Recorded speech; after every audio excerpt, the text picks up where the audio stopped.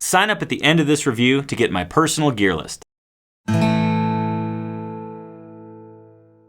Hey there, Tony Policastro here from the Acoustic Letter. Today we are going to be comparing a Gibson J35 versus a Gibson J45. This is like a heavyweight battle. But before we do so, I want you to know there are literally thousands of people signed up for the Acoustic Letter, and they love it. Click the link below and read why they love it. If you like what they have to say, please do sign up and join them.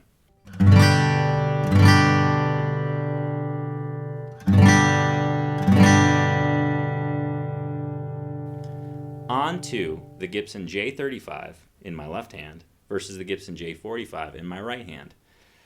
These two guitars have been talked about since Gibson introduced this 2013 J35 this year.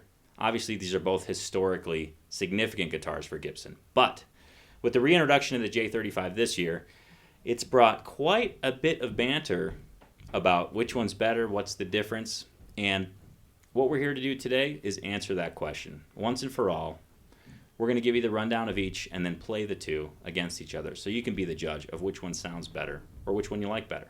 In my left hand, we have a 2013 Gibson J35.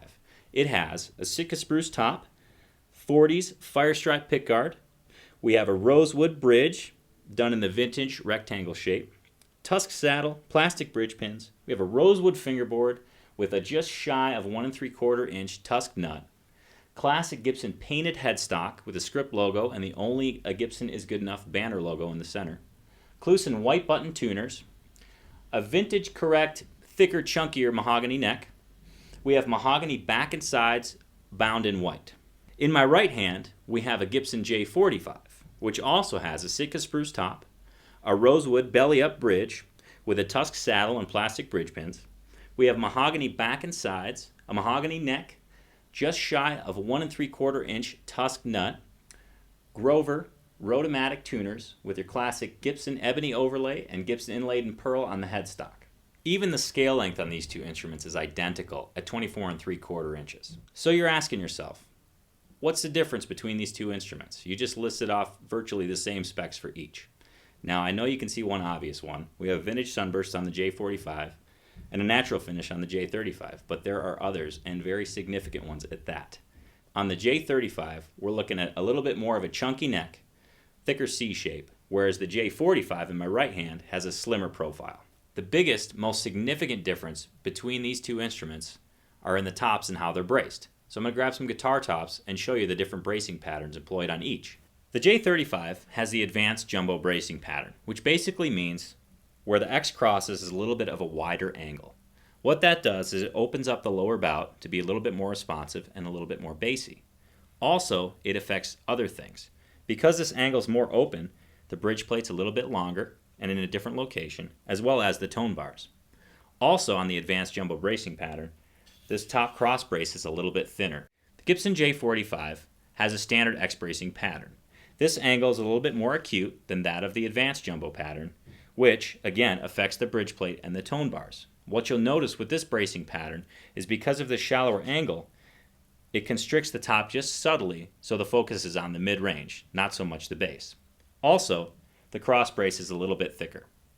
So what we're going to do now is play the J35 versus the J45, so we can finally answer the question as to which one sounds better.